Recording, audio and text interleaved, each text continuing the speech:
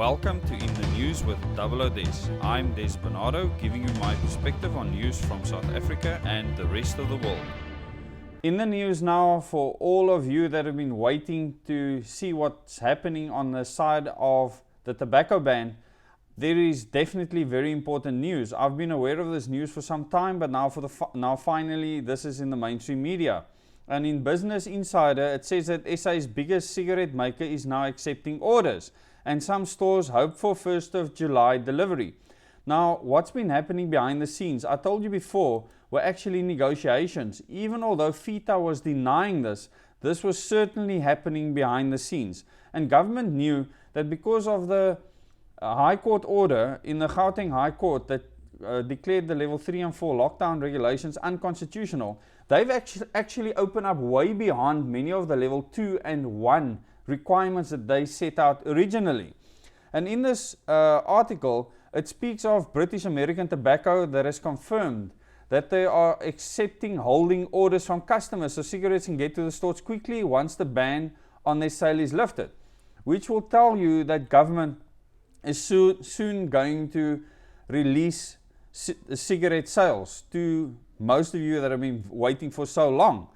So many of you have contacted me and said how sick you've become because of withdrawal symptoms, how many of you have become sick because of the cheap cigarettes that you've been smoking. And these are all concerns that government did not think about or care about, quite frankly. In my video on Nkosazana Dlamini Zuma, which now has over 8,000 views, it was clear that she had an agenda and that Cyril Ramaphosa supported her in that agenda, which is a New World Order agenda. Some stores are betting on the tobacco prohibition being lifted on the 1st of July and are preparing for a rush when it does. Obviously, there will be a big rush. Once it's open, I can tell you they're not going to take it away again. These people have been absolutely hammered in the courts right now. There's so many court cases against this lockdown at this stage that government can no longer avoid the fact that they have trampled on our constitutional rights. So BAT, which is British American Tobacco, they've started accepting these orders, and we can expect the tobacco products to actually be in the stores very, very soon. And that this court case, which has actually been happening on many fronts, in the Cape Town High Court, in the Gauteng High Court, in the Pretoria High Court, all against, and as well as in the Constitutional Court, on these lockdown regulations, the tobacco ban specifically, the government has to give in to this pressure, although they might want to carry on. You know, at the end of the day, the court has the last and final say, and they are starting to think of elections. Remember, I told you about this one card that is starting to play in the back of their minds. They want to be re-elected. They still need to be in a position of power, and the New World Order cannot stop our national elections. This is where we have one on them. The other place where we have one on them is the Bill of Rights in the Constitutional Court. And we've had a judgment in our favor.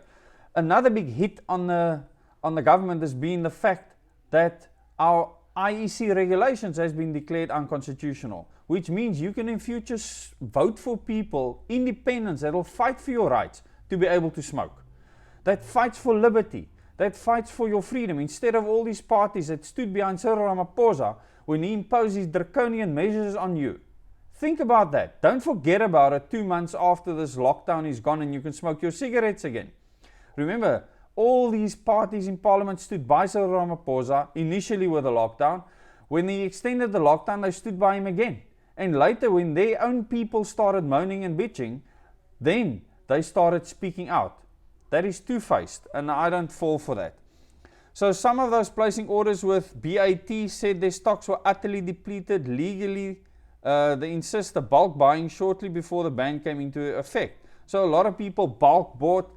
I personally saw people buying cartons of cigarettes at the garage shop up the road from me, at the engine, and people rushed to buy lots of cigarettes. So they're not sitting with stocks, so they need to get the stocks up. And those stocks are being supplied right now. They are extremely eager to restock in time for an anticipated rush when the ban is lifted. So you can look forward to plenty extra stock. There will be enough. They're preparing for it right now.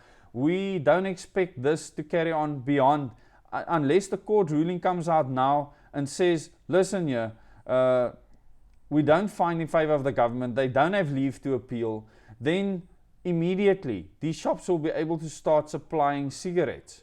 So there's many fronts, like the Cape Town High Court, the Gauteng High Court, where the judgment can go in our favor. And then besides that, the fact that these tobacco companies have been talking with government behind the scenes, it looks like when they say the 1st of July, that is probably true, that tobacco will be unbanned by the 1st of July and government will relent. The pressure on Cyril Ramaphosa and Nkosazana Dlamini Zuma to unban tobacco is relentless at this stage, and politically they're going to have to bow down at one stage, and I believe that time is going to be the 1st of July. I will still bring you updates when we get judgment in these courts. Please subscribe to this channel, click the bell icon. I'm really glad that I could bring you this news, that the shops are being replenished as we speak with stocks of cigarette, so that you can go to the shops the moment that you are allowed to do so, and the shops actually start selling them.